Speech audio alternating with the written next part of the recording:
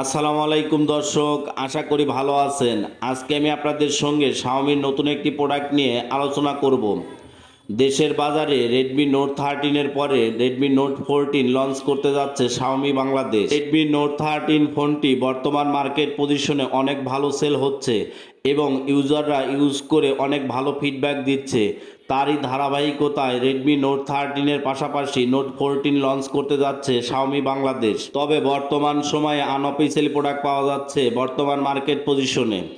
Unofficial product বর্তমান market পজিশনে কত টাকা পড়িবে এবং বর্তমান মার্কেট পজিশনে আনঅফিসিয়ালের পাশাপাশি অফিসিয়াল প্রোডাক্ট কতদিনে আসিবে এবং অফিসিয়াল প্রোডাক্টের প্রাইস কত টাকা পড়িবে এবং কোন কোন কালার ভেরিয়েন্ট মার্কেটে অ্যাভেলেবল পাওয়া যাবে, আজকে আমি আপনাদের সঙ্গে বিস্তারিত আলোচনা করব। ততক্ষণে আপনারা যদি আমার চ্যানেলে নতুন হয়ে থাকেন তাহলে অবশ্যই চ্যানেলটি সাবস্ক্রাইব করে পাশে থাকা বেল আইকনটি বাজিয়ে দিন। ফোনটির ইনবক্সে টাইপ সি পোর্টের চার্জিং সিস্টেম, ইউজার ম্যানুয়াল, সিম ইজেক্টর পিন এবং সিলিকন কভার রয়েছে।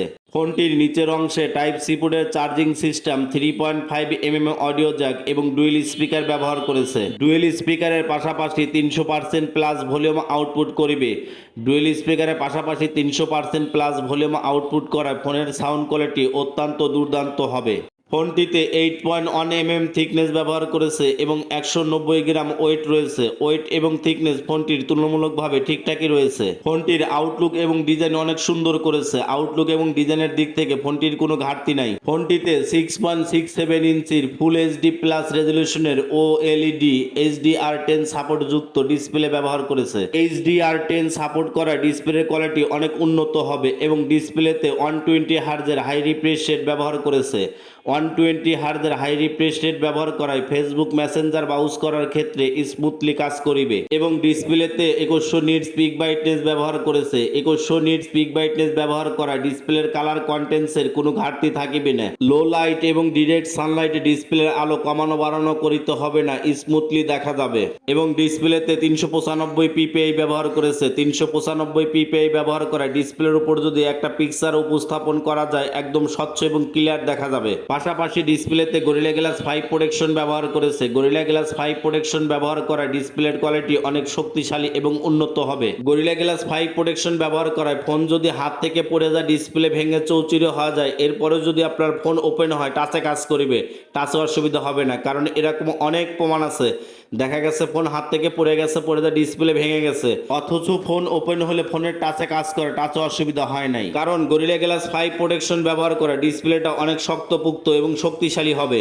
ফোনটিতে 50 মেগাপিক্সেলের ডুয়েল ক্যামেরা সেটআপ ব্যবহার করেছে, যার মেইন ক্যামেরা হিসেবে 50 মেগাপিক্সেল ক্যামেরা ব্যবহার করেছে এবং ম্যাক্রো ক্যামেরা হিসেবে 2 মেগাপিক্সেল ক্যামেরা ব্যবহার করেছে। মেইন ক্যামেরা 50 মেগাপিক্সেলের অ্যাপারচার ভ্যালু হিসেবে 1.5 ব্যবহার করেছে।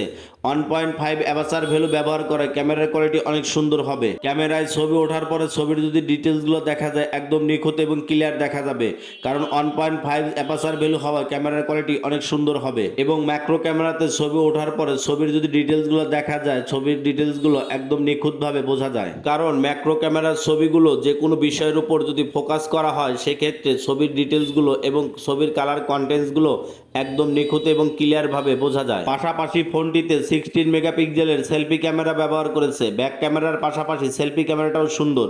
সেলফি ক্যামেরাতে ছবি ওঠার পরে ছবির যদি ডিটেলসগুলো দেখা যায় একদম নিখুঁত এবং ক্লিয়ার দেখা যায়। এবং সেলফি ক্যামেরাতে portrait mood, night mood, ring flash বিভিন্ন মুডে ছবি উঠানো যাবে। ফোনটির ক্যামেরার কোনো ঘাটতি নেই। ফোনটির ব্যাক ক্যামেরা এবং সেলফি ক্যামেরা দুটি ক্যামেরাই সুন্দর। ফোনটিতে 5110 mAh এর ব্যাটারি ব্যবহার করেছে। 5110 mAh এর ব্যাটারি ব্যবহার করায় ফোনের চার্জ অনেক ভালো থাকিবে। নর্মাল ইউজ করিলে 1.5 থেকে 2 দিন চার্জ ব্যাকআপ পাওয়া যাবে, তবে স্মার্টফোনের একদিনের চার্জ ব্যাকআপই অনেক কিছু।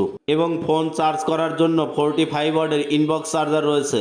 45 ওয়াটের ইনবক্স চার্জার থাকায় ফোনের চার্জ অনেক ফাস্ট হবে। 45 ওয়াটের সুপার ফাস্ট চার্জার ইনবক্সে থাকায় ফোনের চার্জ করার জন্য অতিরিক্ত বেশি সময়ের প্রয়োজন হবে না। ফোনটিতে আইপি রেটিং হিসেবে IP64 ব্যবহার করেছে। IP64 ব্যবহার করে হালকা পানির ঝাপসা থেকে ফোনটি সুরক্ষা পাবে। ফোনটিতে সাইড রিয়ার মাউন্টেড ফিঙ্গারপ্রিন্ট ব্যবহার করেছে। সাইড রিয়ার মাউন্টেড ফিঙ্গারপ্রিন্ট ফোন আনলক করার ক্ষেত্রে স্মুথলি কাজ করিবে। ফোনটি আপডেট করে অ্যান্ড্রয়েড ভার্সন 14 করেছে এবং hyper OS operating system update করেছে। হাই HyperOS অপারেটিং সিস্টেম আপডেট এবং অ্যান্ড্রয়েড ভার্সন 14 এর পাশাপাশি ফোনটি আগামী 4 বছর অ্যান্ড্রয়েড সিকিউরিটি সিস্টেমগুলো আপডেট পাওয়া যাবে। 4 years Android security system update পাওয়ায় ফোন অনেক ফাস্ট এবং স্মুথ চলিবে। ফোনটিতে মিডিয়াটেক ডায়মন্ডসিটি 7025 আলট্রা 5G চিপসেট ব্যবহার করেছে এবং চিপসেটটি 6 ন্যানোমিটার আর্কিটেকচারে করেছে। 5G চিপসেটটি 6 ন্যানোমিটার আর্কিটেকচারে করায় ফোন অনেক ফাস্ট এবং স্মুথ চলিবে এবং গেমিং পারফরমেন্সের ক্ষেত্রে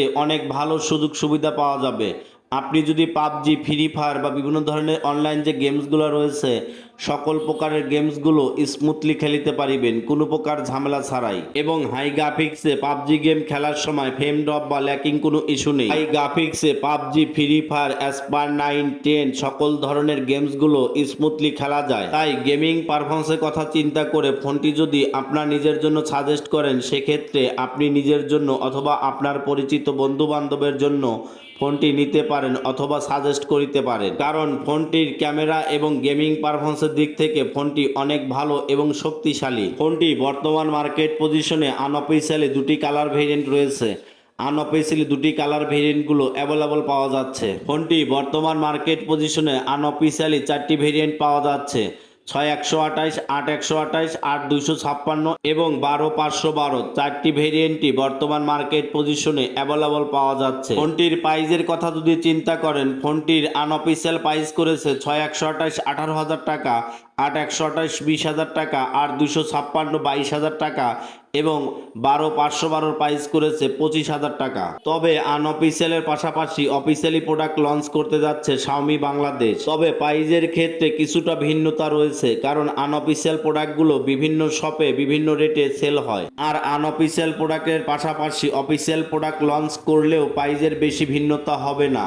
আনঅফিসিয়াল এবং অফিসিয়াল ফোনের প্রাইসটা তুলনামূলকভাবে পাশাপাশিই থাকিবে। তাই আমার মনে হয় আনঅফিসিয়াল প্রোডাক্ট না কিনে অফিসিয়াল প্রোডাক্টটা কেনাটাই বেটার। আর অফিসিয়াল প্রোডাক্ট কিনলেই অফিসিয়াল ওয়ারেন্টি এবং গিফট হ্যাম্পারগুলো ফোনের সঙ্গে থাকিবে এবং যে কোনো প্রবলেম হলেই আপনার নিকটবর্তী কেয়ার থেকে যে কোনো সমস্যার সমাধান নিতে পারিবেন। তো বন্ধুরা, রেডমি নোট 14 ফোনটির কনফিগারেশন আপনাদের কাছে কেমন লেগেছে এবং রেডমি নোট 14 ফোনটি অফিসিয়ালি কিনবেন নাকি আনঅফিসিয়ালি কিনবেন অবশ্যই কমেন্টে জানাতে ভুলবেন না।